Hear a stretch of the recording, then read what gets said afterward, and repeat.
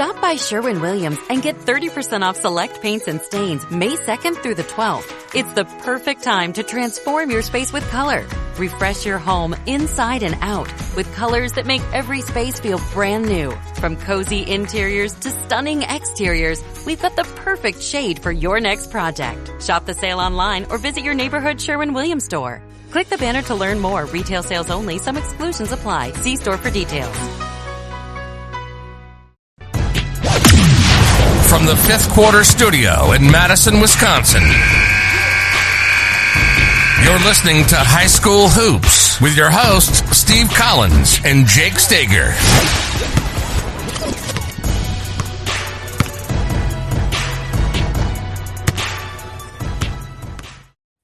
All right, welcome to High School Hoops episode. I have no idea. You like this? This is what I do now. I have a fidget spinner and I have poker chips that I'm like play with when I'm not sleeping at night. It's not even basketball season, Coach, and I'm not sleeping. I don't know. Just a busybody guy, man. I'm old. I'm trying to keep busy. Yes, so I don't have time to think about being old. You know what we didn't do last week? We didn't talk about our sponsors. That's how are you gonna figure that out? I'm gonna have to fix that. I'm gonna have to go back and fix that. But before we jump into today's podcast, you didn't say anything. Before we jump into the podcast, I'd like to give a big shout out to our two sponsors. First of all, Dr. Dish, the number one shooting machine on the market, bar none. Go over and check them out. They will give you $450 off. Just tell them that Jake and I sent you. High School Hoops, Coach Unplugged, Teach Hoops, whatever you need, they'll know. And then also go over and check out teachhoops.com for coaches who want to get better. The one-stop shop. It is, I don't know, Amazon Prime for basketball coaches. It's everything you need. It's like if Menards doesn't have it, you don't need it. You used to say Netflix. I did. I don't know. I haven't watched Netflix. I'm watching Foundation now on Apple What Plus. is that? It's a sci-fi thing. Anyway, it's pretty good. I'd give it a B at this point. But go over and check those sponsors out. I don't have time for a beach show. So go check out the sponsors. Teachhoops.com. I got two kids in college. You want to help us out, come join for a couple months. But I feel bad now that I didn't do it for last week. So I'm going to have to, I don't know what I'm going to have to do. I'm going to have to do something that I don't want. I appreciate our sponsors, so I'm going to have to do something. All right. Process for installing the offense. So, getting ready for the season, gears are turning. I think we talked about it last episode when you put up a good point. As much as you want to get fundamentals in, you have to get certain things installed. So sometimes those things take a back burner based on what you talked about.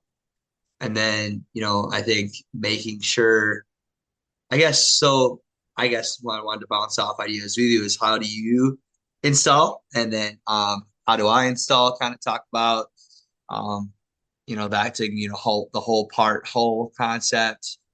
Do you kind of go by a checklist? Are there certain things that that you want to do or you want to be able to get within your offense? So yeah, and you and I know you and I have talked about this before, but I like to do it because you and I both are teachers, so we know that there's different learners and different learning styles. Right. So I like to walk through it. I'm hopefully have done that in the summer. Like I know our offense this upcoming year, we worked on it this summer in some of our contact days. So that it gives us, 3 or 4 months to tweak and figure out things that we like, things that we don't like, blah, blah, blah. And if it works with the kind of our players and stuff. But there's several things. I like to show them video. I like them have them write it out. I like to show it in small games. So my install is, over probably a week. But then I do like to break it down into small pieces. Like if you're doing maybe a ball screen or a dribble handoff or something, we will small side that. We'll do 2-on-2, 3-on-3 so they can work on the skill of it. But the most effective way for me is, the walkthrough is fine just because I want them to see, spots on the floor. It's more of a visual thing. but I like going live, and I like letting them go at it for like a couple minutes, especially early. Because then I can just say, once they've done it and I've seen, well, this is working, this. So I have like my little black notebook I carry around, and I'll just, I'll break them up into two groups. We'll call it offense X, because I'm not telling anybody what we're doing. And we'll run offense X for 2 minutes on the clock, or a minute and a half, or a minute, depending on how good we are at that point. And then I'll just jot little notes down. I'll let them go. The coaches will jump in defensively and things like that. Because then what happens is my progression is, then I go home and go, okay, this skill set we're not very good at. And then I'll break that skill set down. Because I could sit here and do drills from now till ever but maybe we don't need work on that specific skill. And ultimately, once hopefully you've selected an offense that kind of enhances your skill set for that season, correct? Better if I've done it right. Better. Now, so I can tell you're not going to be doing skill development to try to make that offense happen in the part of the year. No. Now, I'll tell you, the worst experience we probably had was post-COVID, when we didn't play for a whole year, and we spent a whole year developing an offense, and week 2 weeks in, we threw it out. Because what we thought we had and what we thought would work didn't work. So it's got to be a laboratory a little bit. Now, again, I think we were talking about this last week. We're under the crunch, right? We're under a crunch of, like, we only have so much time. 6 days or 8 days, and we got to play. So I'm not putting in all the layers. I'm putting in the beta version of, here's what we're going to do. Now, if it's brand new and I haven't done it at all before the first game, then that's, or even seen it live, that's that's why I think the summer and your contact days and off season has to be time to use the laboratory as much as you can. Nothing's perfect. Summer isn't the same as season, but and I'm not sticking with it. I don't know if this is PC anymore, but I'm not beating a dead dog. I'm not, like, it's over. If it doesn't work, I'm throwing it out. Right. So I love dogs, dude. Don't send me any emails. So was it don't beat a dead dog with a noose? Yeah. I don't even remember what the expression is. I don't know. I think one thing it becomes a little bit muddled or sometimes difficult is finding a way to get into your offense through the transition piece.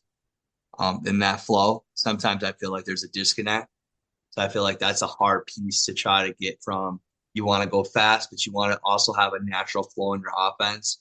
So that's one thing I've been working on right now in October. And, right now we're in September because we're pre-recording all this stuff, is how do I get a natural flow of what I'm going to be running this offensively? I'm not going to let anybody know right now what I'm doing offensively. And I've worked a little bit on the summer with it, but it's like I'm having that gap of how do I naturally take it from the ball hitting the rim from one side and bring it into the other side in a smooth rotation. I think that becomes you got to rep the crud out. I'm telling you, you've seen some of my teams. When we were good at that, it would be 20% of our practice would be just that. Get the ball, go. Right. Get the ball, go. Get the ball, go. Get the ball, go. Get the ball, go. I mean, it's all we were just repping. It was just second nature. So it's what you and I have said this multiple times, what you emphasize they're going to do. And right. If you're emphasizing, so I think a part of it too is you gotta try to be not doing a lot of, your install has to mimic a lot of full court. I think a lot of times when people are that's what the point I was trying to make then is, I think often we need to be doing things in an authentic manner, which I'm saying I've seen this in watching coaches practice where they'll run a possession and then they'll stop and then they'll switch it over or run at half court and they'll stop, right? That never happens in a game, right? What I'm saying is it's good for the initial install to just play in that half court 100%. Like, but of the, let's say the entire season is 100%. That's like a half of 1% is you doing correct. That. The game is simple for all the listeners. Game is simple. You're either on offense, you're on defense. You're transitioning to offense or you're transitioning to defense. That's correct. It. That's the entire game. There's 4 things that are happening. Most people spend their time on offense and defense, and they don't spend the time on the transition to offense and the transition to defense. And that's where you can take that step on people, because they just don't spend the time doing that. So that's the point of what we're talking about in this podcast, is when we're installing things, you look at those pieces. So for number of piece, where I think as young coaches make maybe make a flaw when installing something, is that they don't take that piece from transitioning from defense to offense. Right. Like that is a huge transition piece. Once I've installed, we don't do anything less than a one trip. And a one trip is offense to defense. That's it. And then we flip it. So then defense becomes offense, and then we go one trip. So the least we'll do is one trips, which means once you're running our offense X, which I guess I named it, and then you shoot and miss or whatever, the defense is going to go. So that's a one trip. We just go one trip down. That's the minimum we do the entire season. Right. One trips. Now we expand that. We'll go up and down for 30 seconds, or we'll do 2 trips, or we'll do 4 trips. We'll go up, back, just so we can work on some stuff. But the minimum now, in like you said, initial install, we're doing a lot of we're just staying here. We're going to work here. Let's figure this out. And then, but that is such a small percentage, because it doesn't happen. Like you said, it doesn't happen in a real game. The last thing I wrote in my notes, and when I created these topics and emailed to you, is the one reason I wanted coaches to know is like, what happens? What do you do? What is your counter when teams overplay or take away the special actions? So I think that's really important when you're installing something offensively. What are you doing to counter when they hedge your flex screen, when they trap your ball screen? Like, what are you going to do to counter when they're taking away your primary actions? I think that's really important to think about when you're installing an offense, is having some counters to that initial action that is your key action. Yeah. Does that make sense? I think it's a yes. And the thing is, you need a counter for everything, but you only need one counter. Like if they overplay, Correct. You're going to backdoor Cut. And again, you're probably not going to get that in before the first game. I'm just saying, let's be real about where we are. You